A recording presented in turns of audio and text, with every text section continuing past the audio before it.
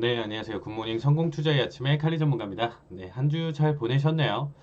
네, 정말 변동성 움직임 자체가 굉장히 크고 지수도 그렇고 지금 나머지 원자재 자체도 굉장히 변동성이 컸던 한 주였던 것 같습니다.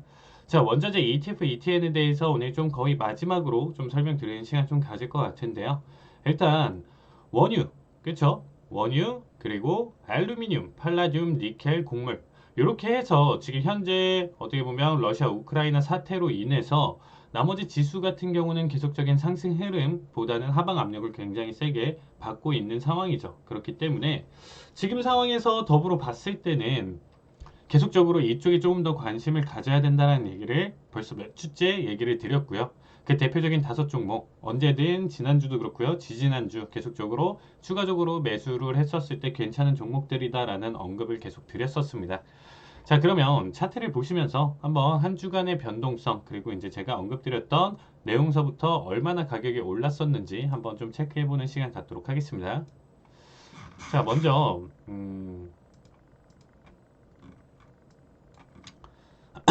그렇죠. USO는 지금 PPT에서 보시면 아시겠지만, 그렇죠. 원유 관련 ETF다라고 설명을 드렸었습니다.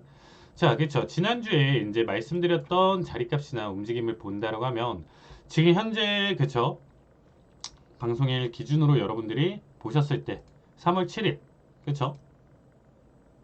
3월 7일 기준으로서부터도 어떻게 보면 상승을 굉장히 크게 한번 고점까지 돌파했다가 결국엔 낙폭은 좀 보여주고 있습니다. 지금 현재는 그렇죠. 고점 대비 하락을 좀 크게 보여주고 있는 장세 흐름이다라고 봐주시면 될 것 같아요. 자, 일단 유가의 하락 원인 같은 경우는 지금 보셨을 때 음, 일단 오펙 플러스 회원국인 아랍에미리트가 지금 다른 오펙 플러스 회원국들에게 증산하자는 의견을 제시를 했고, 이라크 역시 다른 오펙 플러스 국가들이 이제 증산을 제한한다면 얼마든지 증산하겠다는 언급이 나온 것이 좀 원인이라는 의견이 있습니다. 그렇죠?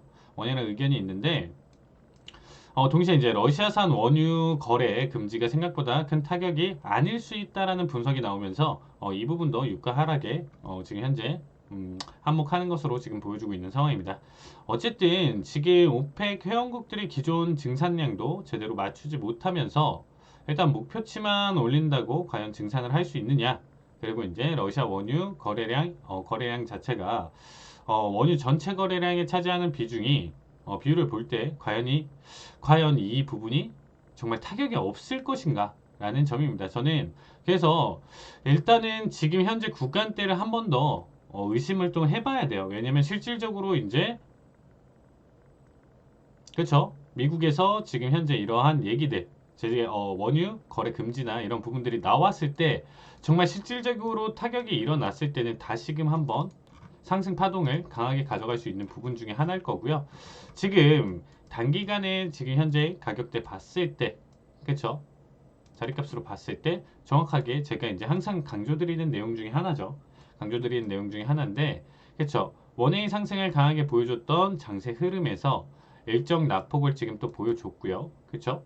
근데 이 구간대가 38이에요. 그러면 여기서 추가적인 상승은 더 강한 상승을 위한 눌림자리였다. 그리고 월가 분석 자체에서도 이전에 있었던 뭐 147달러, 지금 130달러가 고점이죠. 이건 ETF다 보니까 가격대가 지금 87.99, 그렇죠? 고점이 이렇게 형성되고 있는 상황인데 일단은 130달러 지금 고점을 가리키고 있는데 과연 지금 현재 봤을 때 추가적으로 지금 봤을 때 147 이전에 있었던 고점보다도 훨씬 더 높게 어떤 분들은 지금 어떤 분석가들은 200달러 이상까지도 지금 바라본다라는 입장이 나와주고 있습니다. 자, 이게 장기화될 경우, 그쵸? 정말 직접적으로 금지 내용 자체가 나와주면서 해석이 됐었을 때는 과연 계속 한없이 오일 가격이 떨어질까는 약간 미지수다라는 생각은 한번 꼭 가져보셨으면 좋겠습니다. 자, 어쨌든 한 주간의 움직임으로 봤을 때, 그쵸?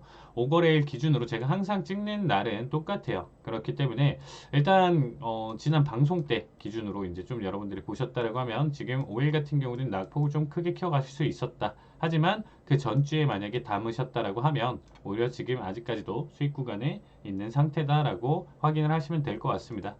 자, 정말로 오일 가격이 깨진다라는 거는 이평선 오일선이 다 내려온 상황에서의 중심가 언더에서 캔들이 종가를 형성했을 때 결국에는 종가 형성 그리고 시가 자체가 다음 캔들이 이 구간대에 있었을 때는 정말 추세의 하락이다라는 관점이 한번 생길 수 있어요. 지금 단계는 다시금 제 반등의 단계를 볼 수도 있는 구간이다라고 여러분들이 체크를 해주셨으면 좋겠습니다. 자, 두 번째는 지금 그렇죠. PALL 제가 제일 강조드리는 종목들 중에 하나인데 얘 역시도 일단은 계속적인 상승 흐름을 잘 보여줬어요. 그쵸? 어떻게 보면 마이너스 6% 그리고 5% 그쵸? 지금 봤을 때 계속적으로 일단은 지난주 기준으로 봤을 때 얘도 여러분들이 보시는 시점으로 한 주간의 움직임으로 봤을 때는 거의 횡보 구간대 놓여져 있었다. 한 번의 슈팅은 더 가져갔었지만 그쵸? 화요일 자리에 한 번 더 슈팅은 가져갔었던 부분 중에 하나지만 그래도 그쵸? 그래도 결론적으로는 낙폭을 지금 좀 가져가고 있는 상황이기 때문에 어쨌든 단기적으로 얘가 상승을 또 보여주고 이전의 이슈 자체는 어떻게 보면 우크라이나 러시아 사태가 아니고 그 전부터 봤을 때 그냥 지금 원자재 가격 인플레이션에 대한 지금 현재 상황에 맞춰서 올랐었던 거고요. 최근의 움직임 여기서부터의 단기 슈팅 지금 자리값을 본다라고 하면 여기 구간대는 확실히 지정학적 리스크에 따른 내용 해석으로 지금 보여주고 있습니다. 자, 팔라듐 같은 경우는 제가 지금 자리값도 사실상 매력적인 자리라고 계속적으로 강조 드렸었어요. 지난번에 제가 말씀드렸던 자리는 이 구간이었습니다. 그렇죠? 여러분들이 방송 보셨을 때 강조드렸던 구간대는 여기였어요. 여기 구간대에서 갭까지 띄우면서 결국엔 8%대 단기 급등을 또 보여줬었고요. 이후 고점까지 본다라고 하면 10몇 퍼센트 상승 흐름을 가져갔었습니다. 근데 팔라듐은 여기서 끝이 아닐 것 같아요. 왜냐면 전 세계 생산 1위가 러시아이기 때문에 전 세계 담당 40% 이상을 지금 하고 있죠. 그렇기 때문에 지속적으로 경제 제재 지금 모든 기업들이 맥도날드, 뭐 월가, 골드만삭스 할 것 없이 지금 빠져주고 있죠. 러시아에서 지금 발 빼고 있는 기업들이 굉장히 지금 많아지고 있습니다. 이렇게 되면 경제 자체가 파탄이 나고 그러면 이러한 생산 자체도 굉장히 크게 차질이 일어날 수 있는 거고 그렇게 되면 현재도 높은 가격이 형성되었지만 실질적인 공급망 병목이라든지 이런 부분들이 생긴다라고 하면 공급망 차질이 생긴다라고 하면 가격 상승은 아직까지도 훨씬 더 남아 있다가 특히나 이 팔라듐이라고 봐주시면 되겠습니다. 제가 지난주에도 말씀드렸다시피 원유, 천연가스 같은 경우는 그래도 상승이나 지금 조금 더 가능성은 있겠지만 왜냐면 생산되는 국가라든지 대표적으로 많기 때문에 그래도 많기 때문에 지금 오펙 플러스라든지 지금 얘기를 아까 드렸던 것처럼 이러한 요소들 때문에 가격 하락을 동반을 할 수 있는 상황이에요. 근데 얘 같은 경우는 어느 정도 좀 독보적이기 때문에 지금 구간대 횡보라든지 조금이라도 낙폭 이어진다라고 하면 다시금 재차 고점 뚫으면서 상승 가져갈 수 있기 때문에 이 팔라듐은 사실상 지금 딱 4개월 정도 보고 있어요. 전쟁이 끝나던 아니면 지금 시점부터 해서도 4개월까지는 꾸준히 가격 상승을 계속 이어갈 수 있는 유일한 좀 종목 중에 하나다라는 생각을 가지고 있습니다. 그래서 이 부분은 좀 강조드리고 싶고요. 그렇죠. 일단은 가장 큰 핫한, 그렇죠. 지난 한 주간 여러분들이 보셨던 거는 지난 한 주간이죠. 지난 한 주간 내용 중에서는 가장 핫했던 게 이 니켈 가격이죠. 니켈. JJN, 그렇죠. 티커. JJN 같은 경우는 니켈 가격이 폭등을 하면서 정말 이전의 레벨 때는 뭐 사실상 변동성도 아니었다라는 수준으로 지금 보여주고 있죠. 제가 말씀드렸던 언급드렸던 지난주, 그렇죠. 봤을 때도 사실상 그렇죠. 방송의 기준으로 제가 봤을 때 보통 제가 지금 구간이 11이니까 3 이날 찍었어요. 이날도 그때 강조 드리면서 이날 제가 찍으면서 이 차트에서도 아직까지 사실상 지금 좀 살짝 부담스럽긴 하다라는 얘기를 드렸습니다. 여기서 일단은 밴드 찢으면서 넘어오는 자리값이니까 부담스럽긴 하지만 가격의 상승을 가져갈 수 있다. 하지만 뭐 하루 만에 지금 보시면 8% 올랐었고요. 그 다음날은 얼마나 올랐었는지 지금 감이 잡히시나요? 69.47% 올랐습니다. 아마 제 말을 들으시고 어쨌든 이 전에 관점을 잡으시면서 가져가셨다라고 하면 정말 어마어마한 상승을 가져갈 수 있었던 내용이죠. 왜냐면 이날 잡았으면 그렇게 재미는 없었어요. 이미 갭을 다 띄우고 넘어왔었기 때문에 그쵸? 고점 대비로 봤을 때는 70몇 프로 이상까지도 올라왔었고요. 지금 결국에는 이 가격대 다 잡아먹고 내려오긴 했지만 아직까지도 제가 설명드렸던 이 캔들 붉은때보다는 위에 놓여져 있는 상태입니다. 니켈은 너무 단기간에 변동성이나 움직임을 너무 크게 줬기 때문에 이유 자체에서 다시금 이 전고점을 무조건 깬다라는 관점은 좀 적을 것 같아요. 개인적으로. 그쵸? 그렇기 때문에 지금 가격대 움직임 좀 체크를 해본다라고 하면 저는 결론적으로는 얘는 좀 고점이었다. 여기서는 단기간에 좀 재미를 볼 수 있었던 하루였다라는 관점이 일단은 마지막이고요.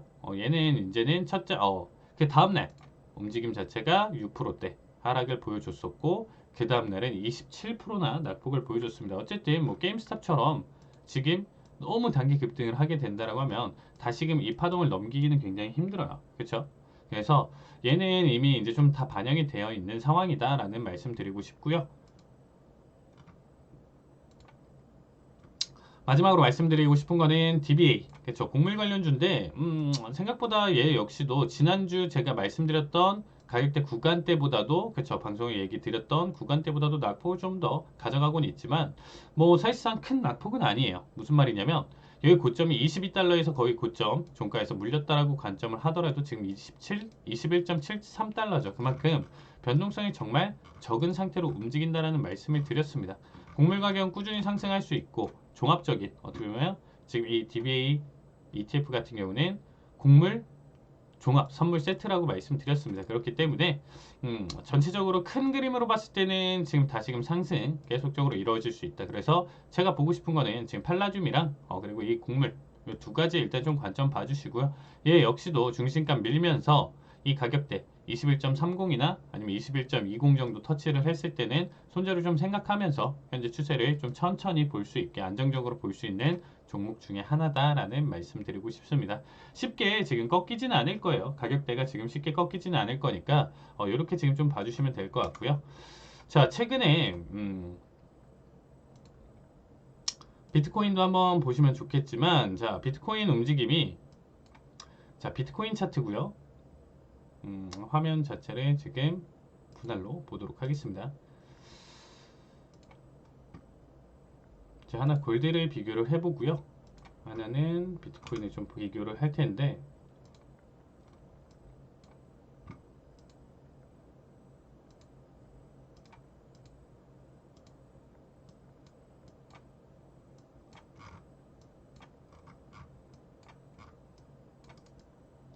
자, 무슨 말이냐 지금 지금 보시면 왼쪽이 골드예요. 여기가 골드고요. 여기가 비트코인입니다. 그쵸? 비트코인 써있죠? 자, 무슨 말이냐면 최근에 그쵸? 확실히 지정학적 리스크가 발생했었던 지점부터 그쵸? 러시아 우크라이나 사태가 맨 처음에 어떻게 되지 어떻게 되지 정말 침공할까 안 할까 막 이런 시점에서부터 여기서부터 이제 계속 끌고 가고 그쵸? 2월 말 2월 중순서부터 베이징 올림픽 정말 끝나는 시점부터 침공을 할 것인지 막 우리가 이러다가 결국에는 침공을 했죠. 이 상황 속에서 계속적으로 전 세계적으로 불안감이라든지 지금 진학적 리스크가 계속 강조가 되고 있는 상황이니까 자산이 어디로 쏠리나요? 안전자산으로 쏠리게 되어 있는 상황이죠. 안전자산의 대표적으로 확인할 수 있는 게 금이고 그렇기 때문에 금 가격 상승이 채 단기간에 정말 말도 안 되는 상승을 보여줬습니다.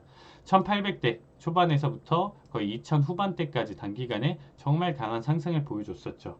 그쵸? 이게 그러니까 현재 상황에서 더불어 봤을 때 지정학적 리스크가 강하게 놓여있는 상황이었어요.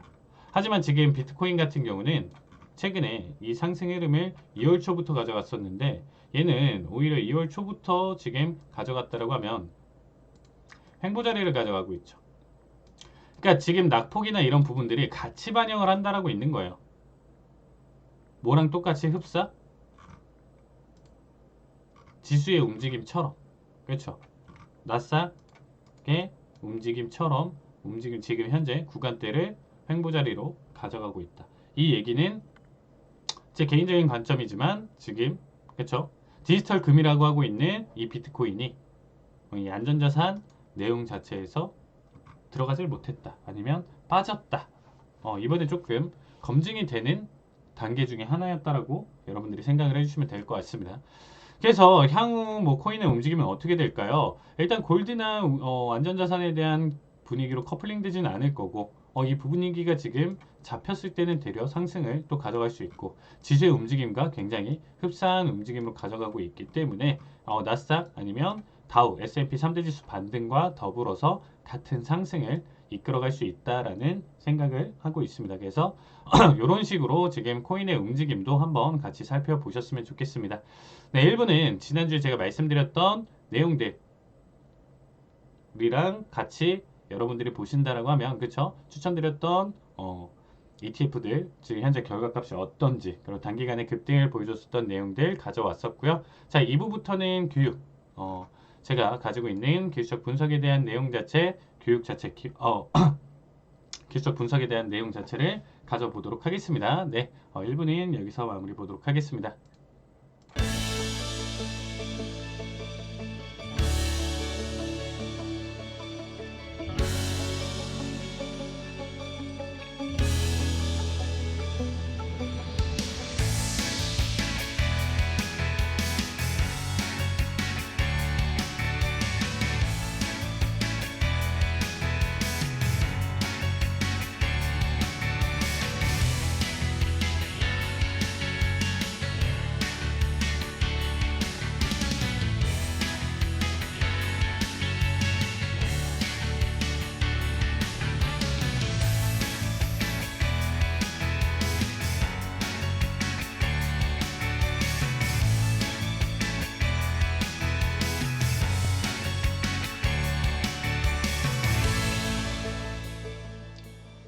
네, 안녕하세요. 네,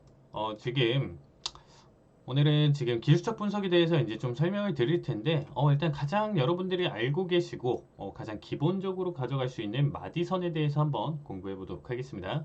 자, 일단 마디선, 뭔가요? 일단은, 그쵸? 어떤 특정 자리값을 이렇게, 수평, 직선으로 만들어 놓고, 이 자리값 내에서의 움직임으로 파악을 하면서, 가격의 변동성이 이 안에 놓여져 있구나라는 판단을 하면서 여러분들이 대응을 하는 거죠. 무슨 말이냐? 그쵸? 어떤 마디값을 정해 놓는다라고 하면, 변동성을 여기 범위랑 이 가격대 범위 내에서 이 움직임이 존재를 한다라는 생각으로 대응을 이어가는 거죠. 그러면 이 안에서만 무조건 100% 있을 수는 없는 거예요. 시장 움직임이. 그쵸? 어느 순간에는 이탈도 했을 거고요. 그쵸? 이탈한다라고 했었을 때는 어디까지 낙폭을 또 보여줄 수 있는 마디값을 또 설정을 해서 그 다음 마디값을 가지고 대응을 이어나가는 게 일반적인 내용입니다. 이 안에서도 굉장히 여러 가지가 좀 녹여져 있는 상황인데 자, 일반적으로 여러분들이 뭐 어떤 특정 주식이라든지 이런 부분들로 보셔도 좋지만 그쵸? 어쨌든 지금 제가 선물 대응을 좀 많이 하다 보니까 선물 대응 좀 분봉상에서 일단 좀 가져갈 수 있는 내용들을 한번 좀 설명을 드릴게요. 자, 일단은 이 마디값을 설정한다라는 거는 가격, 뭐 매물대라든지 이런 구간대들도 형성을 할 수는 있는데 이런 거는 보통 이제 좀 주식에서 매집 구간으로 일단 좀 확인을 하는 구간이죠. 횡보 자리가 굉장히 길었다라는 거는 특정 세력의 매집이 있었던 흔적이었고 그 뒤에는 가격이 상승을 동반하니까 이런 구간대들을 주요 지지 구간으로 확인을 하면서 다음 상승 그리고 낙폭을 혹시라도 이 구간대 먼저 앞에서 낙폭 파동을 좀 보여준다라고 해도 다시금 재상승에 대한 기대값으로 보는 거예요. 그렇죠? 하지만 우리 선물로서는 그렇게 대응을 하는 것보다는 좀 시시각각 변하는 각각의 마디값에서 중요한 자리값들만 좀 체크를 해보자 라는 관점으로 일단 좀 가져와 봤습니다. 자, 일단은 주요 체크라인 대가 어디 있을까요? 일단은 먼저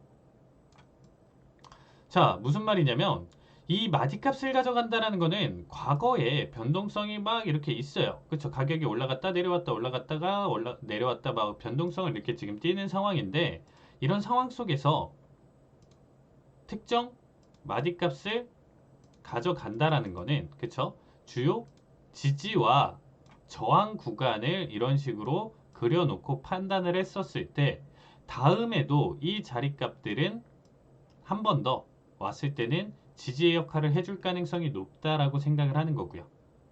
고점까지 도착을 하면 그쵸? 이 구간대에서는 저항받을 확률이 더 높다. 돌파를 가볍게 하는 것보다는 이 자리값에서는 확률상으로는 저항할 가능성이 있으니까 우리가 이런 마디값을 대응을 하는 거예요. 과거에 있었던 내용을 가지고 나서 미래에 그쵸? 같은 패턴과 양산을 보일 것이다 라는 관점으로 이 대응을 이어나가는 겁니다. 이유가 이거죠. 과거에 보여줬던 흐름으로 지금의 똑같이 움직임을 가져갈 수 있다. 그러면 일단은 마디값을 먼저 가져갈 때 기본이 뭐냐면 이런 식으로 주요 변곡, 그쵸? 뾰족한 구간을 체크를 하시는 거예요. 뾰족하게 내려왔다 올라오는 구간대들은 정말 가격 상승을 굉장히 크게 보여주면서 한도 끝도 없이 올라가는 것처럼 보이는 거예요. 여기서는. 그쵸? 올라가는 것처럼 계속적으로 가져갔다가 이 자리 값에서 말도 안 되게 낙폭을 가격을 보여준다는 거예요. 그러면 이 가격대는 뭔가요? 결론적으로는 강하게 저항, 이 이상은 돌파할 수 없어라는 얘기를 해주는 거죠. 이렇게 힘 좋은 상황에서 돌파를 못 해줬으면 다음에 변동성을 주면서 파동을 이어갔었을 때 이 자리값에 도달했을 때는 더 큰 확률로 낙폭을 더 가져갈 수 있겠죠. 저항을 볼 수 있다라는 관점 하에 지켜보는 겁니다. 그러면 현재 우리가 지금 바라볼 수 있는 이 가격대 부근 전에 이전에 일단은 체크를 가져가는 거죠. 뭐 일단은 범위는 상관없습니다. 어떤 분봉을 가져가도 상관없어요. 왜? 고점과 저점은 똑같으니까. 피크가 나오는 자리값들이나 해석은 똑같을 거니까 특히나 이런 마디값들은 분봉과 좀 상관없이 가져갈 수 있다. 그러면 보통 일반적으로 내가 보는 상황에서 최고점 자체는 한 번 더 강한 저항을 받아줄 수 있는 내용 해석도 가져갈 수가 있겠죠. 이 구간. 색깔은 빨간색으로 이렇게 좀 가져가고요. 잠시만요. 그렇죠? 이렇게 일단은 체크를 해보고 그 다음에 좀 가져갈 수 있는 게 뾰족한 구간대들은 다 가져가도 괜찮아요. 그렇죠?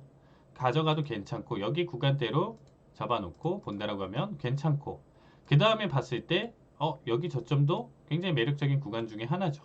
잡아놓고 여기도 잡으셔도 상관은 없습니다. 조금 더 촘촘하게 가져가셔도 상관은 없어요. 그럼 체크를 이렇게 해보시는 거예요. 뭐 때문에 잡았었던 자리값이었는지. 그 다음에 내용들 가져가면서 조금 더 둘러보는 거죠. 여기도 고점 피크였으니까 상승을 가져갔다가 이 구간대에서부터 낙폭을 크게 키워갔었던 자리값이었죠. 그러면 얘 역시도 마디값에 대한 내용으로 해석할 수 있고요. 과거에는 얘가 저항값이었고요. 얘는 어떻게 보면 지지에 대한 내용으로 일단은 가져왔었습니다.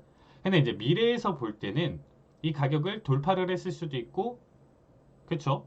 돌파를 안 했을 수도 있습니다. 상관은 없어요. 왜? 그 자리값은 이전에 굉장히 중요한 가격대 형성이었기 때문에 한번 이 마디값을 깨고 퉁 깨고 넘어왔을 때 다음에는 여기가 주요 지지라인대로 바뀔 수도 있는 거예요. 이렇게 해석해 주시면 되겠습니다. 그래서 이 마디값은 어쨌든 지지나 저항의 힘을 강하게 받아주는 거고 일단은 몇 가지를 앞에서 과거에서 만들어 준다예요. 일단 이런 식으로. 그리고 여기서 저점. 그쵸? 체크해 놓고 한 요 정도 구간대에서 일단은 좀 바라보면서 마저 더 이어갈 수 있겠죠. 체크 안 한 부분들 뭐 이런 식으로 체크를 하고 한 요 정도 마디 개수가 이제 형성이 됐다라고 하면 이제부터는 지켜보는 거예요. 뭐 여기서부터 이제 만들어졌던 이유들을 보면서 얘가 이 마디값이 몇 번의 지지와 저항을 이후에 보여줬는지 체크를 할 수가 있겠죠. 얘가 여기서 한번 걸렸으니까 여기서도 한 번 더 걸려주는 모습. 이의 마디값 같은 경우는 여기서 확실히 걸려주는 모습을 보여주고 있죠. 체크를 몇 가지를 더 가져가시는 거예요. 앞에서 지금 제가 마디값에 대한 이유를 별표로 표시했는데 별표가 안 나오는데 나오면 하나씩 더 그려주는 거죠. 이런 식으로. 여기 저항. 여기는 깨고 넘어왔고 다시금 강한 지지를 또 보여주는 자리값.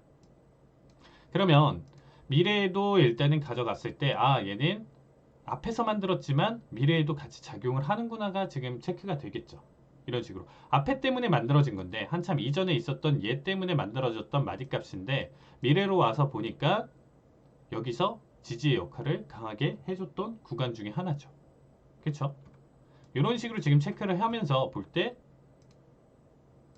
몇 가지 지금 자리값들이 계속 형성되면서 이 별표의 개수로 여러분들이 얘를 주요 마디 포인트냐 아니냐로 조금 더 판단을 하셔도 괜찮아요. 별 하나짜리만 걸려 있다라고 했었을 때는 뭐 파란 선 아니면 그 다음에 별 3개짜리 이런 식으로 이제 뭐 이상까지 걸려 있다라고 하면 뭐 노란 선으로 아니면 두께를 조금 더 다르게 체크를 할 수가 있겠죠. 이런 식으로 주요 마디 포인트로 작용을 할 수가 있는 거고, 얘 역시도 지금 여기서 한 번 더 저항에 대한 관점이 강하게 보여줬죠. 그쵸? 이 마디 값에서. 그러면 얘 같은 경우도 색깔을 바꿔주면서 주요 마디선으로 작용을 할 수가 있는 구간입니다. 그쵸? 그래서 이제 현재 미래로 왔었을 때 보면 더 분명하게 볼 수 있는 구간이죠. 이 노란 선에서, 그쵸? 이 가격대 돌파 못하고 지금 저항을 받고 있는 상황이다라고 여러분들이 해석을 한 번 더 해줄 수 있는 부분 중에 하나겠죠. 이해되시나요? 그쵸? 이 자리값들은 미래로 왔을 때 이제 측정을 할 수가 있는 거예요. 그쵸? 이 자리값들은 주요 자리값들, 그리고 한 번 더 가장 최근 움직임에서도 고점을 돌파하지 못했었던 이유나 내용 해석으로 가져갈 수 있는 겁니다. 얘네는 100%가 아니에요. 여러분들이 잡아놓고 봤을 때 이 근처에서는 지지나 저항의 돌파나 지지나 저항 혹은 돌파에 대한 관점으로 여러분들이 해석을 하시면서 매매 관점을 이어가신다라는 거예요. 그러면 현재 구간대에서 바라봤을 때는 굉장히 마디값들이 현재 위에 굉장히 강하게 많이 놓여 있는 상황이에요. 그만큼 현재 지수의 움직임 자체가 가장 최근 데이터로 봤을 때는 상승, 이 자리값을 다 뚫고 넘어가는 구간대 나오기가 굉장히 힘들다. 결국에는 지금 현재 러시아 우크라이나 사태가 종식이 되고 뭐 이러한 내용 흐름으로 봤을 때 다시금 재차 강한 상승 탄력을 받을 것이지, 지금 현재 상황에서는 한번 이 자리값 위에도 깨더라도 다시금 저항, 그쵸? 어느 특정 자리값 깨더라도 저항을 계속 받을 수 있는 강한 마디선들이 위에 놓여져 있는 상황이다라고 인식을 하면서 현재 자리값들을 봐주시면 되겠습니다. 자, 이게 여러분들 알고 계시는 1차적인 마디값에 대한 해석인 거고요. 자, 그러면 가장 최근 움직임으로도 볼만 하겠죠. 다 지우고, 그쵸? 이렇게 변곡 그리는 가장 최근 움직임을 과거에서 이렇게 체크를 하고, 저점 체크하고, 그쵸? 또 고점, 피크 나와준 자리값 체크를 하면서 가장 최근 움직임을 봤었을 때, 그쵸? 여기 구간대를 강하게 돌파했던 자리값에서는 다음 마디값까지는 매수 대응을 가져갈 수 있는 거고요. 매수 대응을 가져가더라도 지금 이 자리값까지 돌파를 못 해줬으니까 이후 낙폭을 키워가면서 이 자리값을 다시 깨줘줬다라고 하면 다음 주요 마디인 이 구간대까지는 언더로, 매도로 계속 이어갈 수 있다라는 관점으로 생각을 해주셨으면 좋겠습니다. 자, 그 다음에 일단 좀 강조드릴 게 기준봉을 잡는 거예요. 이거는 주식도 그렇고 일단은 많은 흔적들이 좀 발견되는 내용 중에 하나인데, 단기간에 일단 좀 체크를 했을 때 제가 지금 현재 볼린저 밴드를 같이 사용을 하고 있습니다. 자, 장대 양봉이나 음봉이 나왔을 때 그 방향성으로 추세를 틀 가능성이 굉장히 커요. 근데 걔네는 일단은 기준이 된다라는 거는 거래량이 동반이 될 거고요. 그쵸? 그 다음에 이 밴드를 좀 강하게 찍고 장대봉을 형성했을 때가 기준봉이 되는 거예요. 그럼 이 기준봉의 중심값을 기준, 양봉 시가와 종가를 더한 다음에 2로 나누면 얘 중심값이 정확하게 표현이 되거든요. 그러면 이 자리값을 이탈하기, 중심을 이탈하기 전까지는 얘가 중심까지 이탈한 이 캔들이 나왔다라고 생각하시면 여러분들이 여기서부터는 계속적으로 하락으로 반전될 가능성이 있겠죠. 근데 지금 보셨을 때 이 자리값을 지키면서 캔들이 계속적으로 이어진다? 그럼 계속 매수 추세가 나오는 거죠. 이해되시죠? 여기 자리값을 지키면서 다음 캔들이 결국에는 이어진다라는 거는 이 자리값이 기준이 되는 마디값이 되면서 여기서는 계속적인 매수. 여기 자리값 깨면 이제는 더 이상 상승에 대한 기대값이 떨어지는 자리값이라고 해석을 해주시면 되겠습니다. 자, 조금 더 자세하게 말씀드리면, 그쵸? 여기서도 거래량이 이전과는 월등히 나와주면서, 그쵸? 이전보다는 확실히 레벨보다는 크게 나오면서 장대봉이 형성되면 얘는 기준봉으로 잡을 수가 있는 거예요. 그럼 얘 중심값 깨지기 전까지는 계속 매수 대응인 거고요. 중심값이 여기서부터 이탈을 보여준다라고 하면 얘 구간대에서부터는 더 이상 상승에 대한 기대값이 떨어진다라고 보면서 시장 해석을 해주셨으면 좋겠습니다. 자, 이게 뭐 계속적으로 출현하는 건 아니에요. 그쵸? 지금 여기서 보시면 이 매도에 대한 관점도 같이 포함이 되는데, 그쵸? 얘는 밴드를 지금 눌러주면서 조금 부족한데 거래량이 강하게 발생을 했죠. 얘를 또 기준으로 또 잡을 수가 있겠죠. 얘를 기준으로 이 자리값을 상승 돌파하기 전까지는 계속적인 매도 추세가 이어진다라는 관점으로 매도 대응에 대한 포지션을 여기서 가져갈 수가 있다라고 해석을 해주시면 되겠습니다. 그쵸? 자, 여기서도 그쵸? 얘가 거래량 동반은 확실히 됐죠. 이전 레벨이랑 비교를 해보셔야 돼요. 이전 수치가 이만큼인데 얘가 도착하자마자 확실히 거래량을 띄면서 밴드를 찢으면서, 그쵸? 밴드 상단선을 강하게 돌파하면서 나왔으니까 얘는 기준봉이 되는 거고, 얘에 대한 관점으로 아직까지는 매수, 여기서부터는 더 이상 관점이 깨진다라는 생각으로 시장 해석을 계속 봐주시면 되겠습니다. 그럼 얘네들을 주요 마디선으로 보면서 이후 대응 자체를 이 마디선이 깨면서 나오는 종가가 형성됐을 때는 관점이 깨지는 거고요. 이런 구간대에서는 손절을 생각하면서 이후 단기 대응을 계속적으로 이어갈 수가 있다라고 해석을 해주시는 게 가장 좋습니다. 요거는 뭐 주식도 똑같고, 주식 같은 경우는 한방향성 매매밖에 안 되기 때문에 조금 그렇지만 선물 같은 경우는 양방향성 매매이다 보니까 이러한 자리값들이 양봉이든 음봉이든 출현이 된다라고 하면 여러분들이 조금 더 적극적으로 대응을 이어갈 수 있다라는 얘기를 좀 드리고 싶습니다. 그쵸? 지금 구간대도 아까 설명드렸던 거, 이러한 지금 이탈이나 내용 해석들은 강한 추세를 보여줬을 때가 더 힘을 많이 발휘를 해요. 자, 언제? 그쵸? 여기 구간대도 지금 장대봉이 계속 안 나와준 이 구간 범위 내에서의 장대 양 음봉은 사실상 조금 기대값이 떨어지고요. 이렇게 지금 밴드를 타면서 추세가 나오는데 장대봉이 형성되면 얘를 기준봉으로 잡아서 여러분들이 끌고 갈 수 있다라는 거예요. 확실한 사이즈도 필요하고요. 거래량도 이전보다는 확실히 좋아진 모습을 가져가야 되는 움직임. 거기서 기준값을 깨기 전까지는 계속적인 매수세가 이어진다라는 관점으로 보신다고 하면 얘를 기준으로 매수를 봤을 때는 계속 끌고 갈 수가 있겠죠. 그렇죠? 자, 여기서는 강한 매도세가 나왔는데 얘는 기준봉이 될 수가 없고요. 그쵸? 나와준다라고 하면 정확하게 얘는 사이즈 움직임 봤을 때 얘가 장대 음봉이 기준값이 될 거예요. 얘 위로 깨기 전까지는 계속적인 매도 관점을 이어갔다라고 하면 굉장히 나쁘지 않은 추세나 흐름 자체를 계속 볼 수 있었던 구간입니다. 13,700에서부터 200대까지 500포인트 낙폭에 대한 관점도 잡을 수 있고, 기회가 왔을 때 정말 잡을 수 있는 내용들 중에 하나니까 이 해석은 조금 더 깊이 알고 싶다 하시는 분들은 제 라이브 방송 들어오셔서 질문 주시면 될 것 같습니다. 네, 일단은 여기까지 보도록 하겠고요. 다음 강의 이어서 진행하도록 하겠습니다.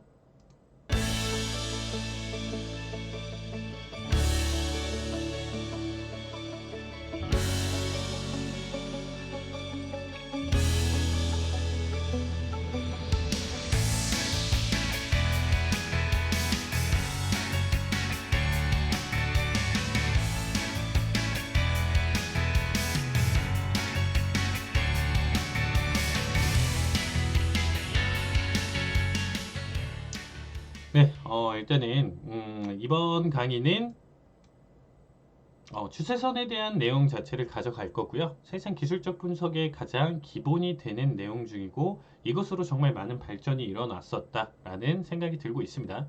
자, 어쨌든 기본적 분석이라든지 이러한 내용 자체를 원하시는 분들 같은 경우는 지금 이 부분에 대해서는 좀 가볍게 봐주시는데, 어쨌든 기본적 분석을 가져갔었던 종목이어도 내가 가장 지금 현재 구간대에서 유리한 가격에서 체결을 하고 유리한 가격에서 팔 수 있는 내용 자체는 조금 더 필요하다라는 생각이 들고 있습니다.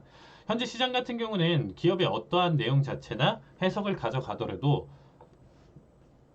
전 세계적으로 지금 지수의 낙폭이라든지 이러한 움직임들 때문에 지금 같은 결과값이 나오고 있는 상황이잖아요. 그렇기 때문에 그러한 부분들도 같이 엮어서 본다라고 하면 이 기술적 분석도 굉장히 크게 도움이 될 수 있는 내용 중에 하나다라는 말씀 드리고 싶습니다. 자, 일단 추세선 간단하게 말씀드리면, 일단은 우리가 알고 있는 여러분들 기본 개념부터 살펴본다라고 하면, 그쵸? 두 점을 잇는 선은 선분이라고 표현을 해요. 그쵸? 근데 이거를 관통하면서 계속적으로 이어지는 선을 직선이라고 표현을 합니다. 그쵸? 그러면 이 직선을 만들려면 최소한 필요한 거는 두 기준이 되는 점이에요. 두 점이 있어야 얘에 따른 기울기라든지, 그쵸? 움직임이 이 두 점을 잡았냐, 이 두 점을 잡았냐라는 거에 따라서 기울기가 달라질 거기 때문에 일단은 두 점에 대한 기준이 굉장히 중요하다라는 말씀 드리고 싶습니다.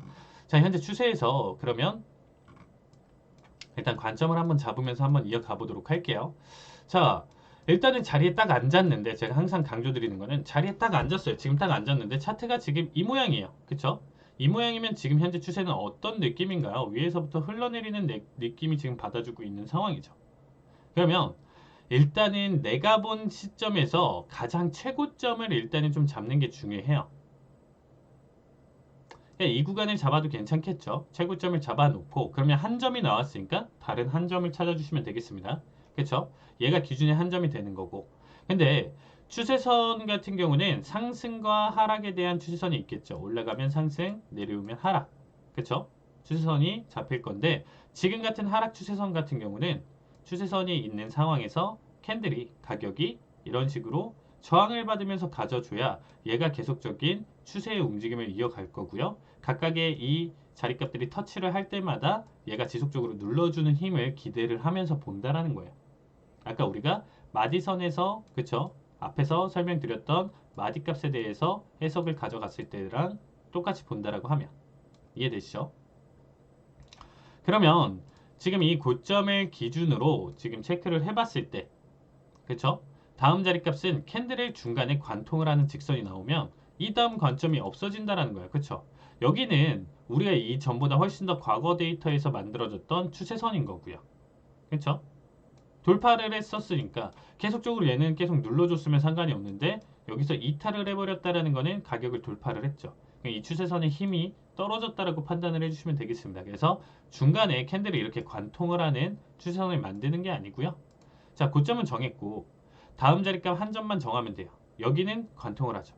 여기도 관통을 하고 다른 고점들을 비교를 하는 거예요. 그러면 여기 자리값을 가져갔을 때가 그쵸? 기준을 하나는 최고점 부근대를 잡고요. 그 다음에 다음 자리값을 이동하면서 봤을 때 고점 부근으로 봤을 때 이 추세선 같은 경우는 이 캔들을 관통을 하면서 넘어가고 있는 상황이 아니죠. 그렇기 때문에 얘는 기준 추세선이 지금 될 수 있는 상황이에요. 그럼 이렇게 추세선을 하나 만들어 놓고 여러분들이 보셨을 때 쭉 다음 자리값들을 이동을 해서 체크를 하는 거예요. 계속 돌파를 못 해주고 있죠. 못 해주고 있는데 여기서부터 이제 돌파가 나온다? 그러면 여기서부터는 이 추세선의 힘이 사라졌다라고 이제 딱 판단을 해주시면 되는 거예요. 이유는 매수에 대한 관점으로 가져가셔도 괜찮은 거고요. 이해되시나요? 추세선을 돌파하기 전까지는 꾸준한 매도세를 보는 건데 이 자리값을 돌파하고 넘어갔다라는 거는 현재 추세선의 힘이 깨져줬다라고 판단을 하면서 매매 관점을 세워주시는 게 좋아요. 그러면 저 같은 경우는 일단은 이 추세선을 유지한다는 관점보다는 단기 대응으로 쓸 수 있는 추세선을 만들어 놓은 다음에 이탈에 대한 관점으로 매매 관점을 좀 많이 세우는 편이에요. 그래서 정말 단순하게 생각했을 때 이탈이 나온다? 그럼 여기서는 오히려 이전에는 매도에 대한 관점에서 매수로 볼 수 있는 거고요. 그쵸? 여기서도 이탈에 대한 관점으로 매수에 대한 관점을 볼 수가 있겠죠. 그러면 매수에 대한 관점이 나오고 이어갔었을 때는 다음 추세선을 또 만들어 주시면 되는 거예요.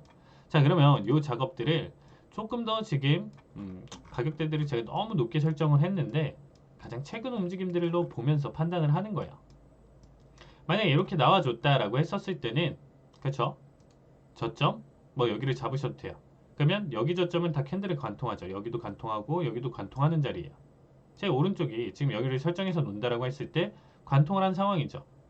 그러면 여기 자리값을 잡아놔야 전체적으로 가격대들이 지금 여기를 안정적으로 지지를 받으면서 올라가는 관점으로 좀 보여주고 있죠. 쭉 우상향. 그래서 이 추세선의 힘을 계속적으로 가져갈 수 있는 거고요. 여기를 이제 깨고 넘어가는 자리값이 언젠가는 생겨요. 이 추세선은 연속은 없습니다. 그쵸? 이 추세선을 이탈하는 자리서부터 흐름 자체가 나온다. 그래서 여기서부터는 매도에 대한 관점. 이게 어떤 관점으로 두 가지로 세우는 게 좋은데요. 뭐냐면 이 추세선을 만들어 놓고 그럼 이전 포지션이 매수에 대한 관점으로 이어졌었을 때 내가 추세선 이탈하기 전까지는 계속적으로 포지션을 홀딩에 대한 관점으로 볼 수가 있는 거겠죠. 매수. 우리가 주식 샀듯이. 그쵸? 여기도 그러니까 여기서 새로 만들면 어느 구간대든 이 가격대가 이렇게 움직이는데 여기 어디든 내가 진입을 했던 가격대들이 있을 거예요. 그렇죠? 진입했던 자리값이 있을 텐데 그러면 이 추세선을 이탈하기 전까지는 계속적으로 끌고 간다 라는 관점으로 본다라고 했을 때 이게 기간값이 지날 때마다 좋은 관점이죠. 왜? 처음에 여기 구간대에서 사다가 바로 떨궈주면 손절을 가져갈 수 있는 부분이겠죠. 내가 여기 단에서 샀는데 여기 이하로 떨궈준다라고 하면 손절을 볼 수 있겠지만 이 자리값 없이 기간값이 계속 발생하면서 올라간다라고 하면 이 추세선을 밟아주고 올라갔을 때 결국에는 내가 수익을 챙길 수 있는 특정 구간대가 훨씬 더 오겠죠. 기간값이 오래 지속될수록. 그래서 이 추세선에 대한 관점으로 본다라고 하면 일단 포지션 홀딩에 대한 관점과 손절, 그러니까 청산에 대한 관점으로 일단 여러분들이 보시는 거예요. 그렇죠? 익절에 대한 관점도 나올 수도 있는 거고요.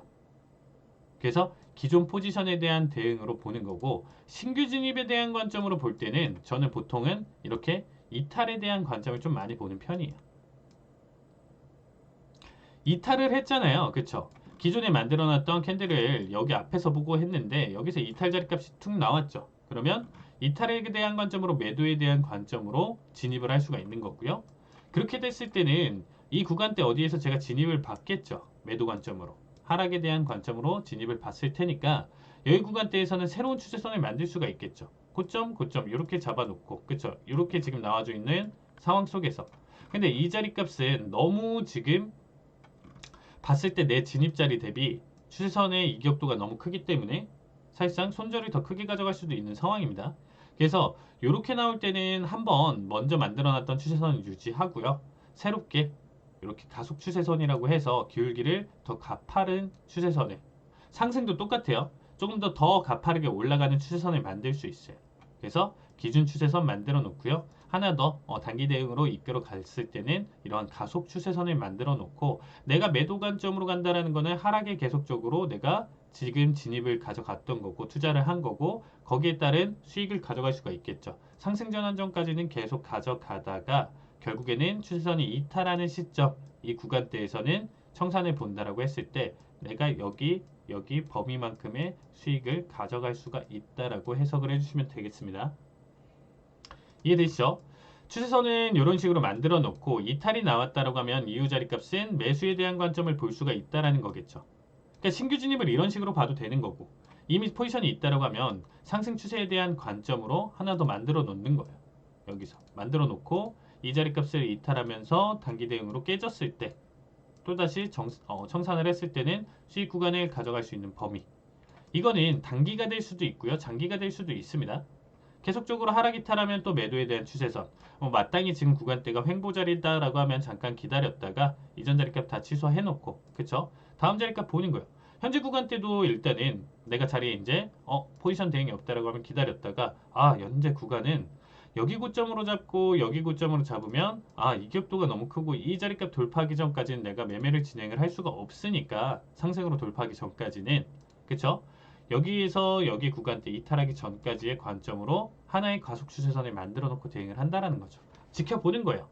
그럼 시간값이 지나면서 이 자리값을 깨는 관점이 나올 거란 말이죠. 그쵸? 그럼 여기 구간대에서 신규 진입을 볼 수가 있는 거겠죠.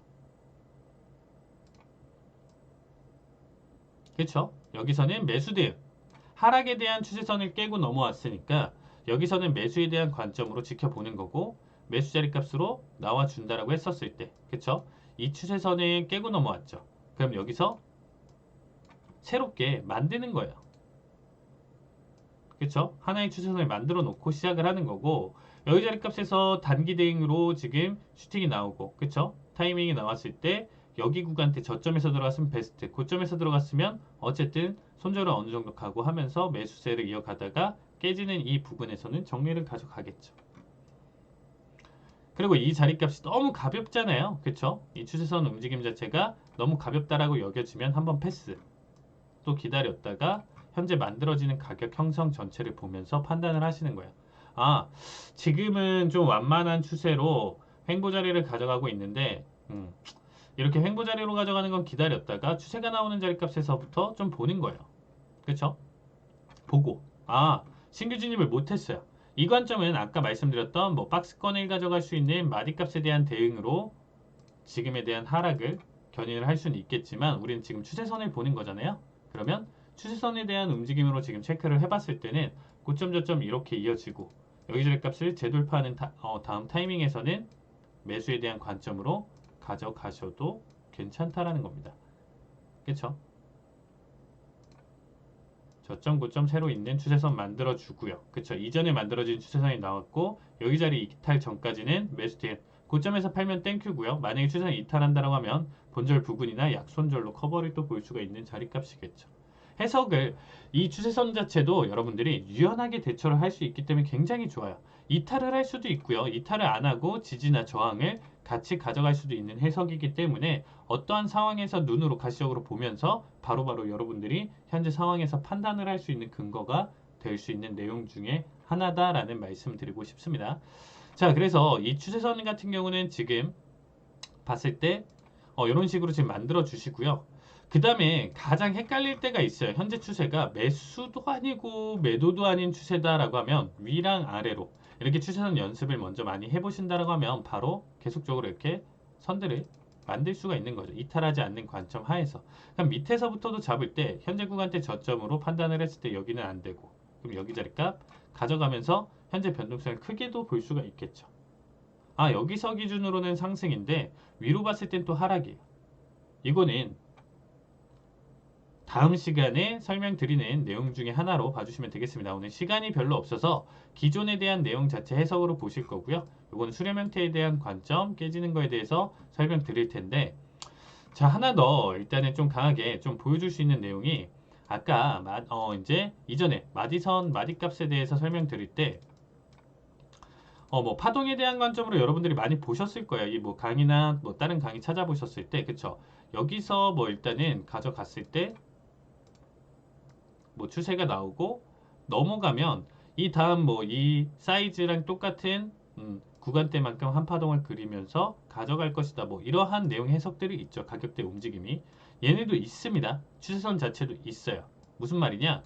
일단 추세선 자체가 100%는 아닌데 무슨 말이냐면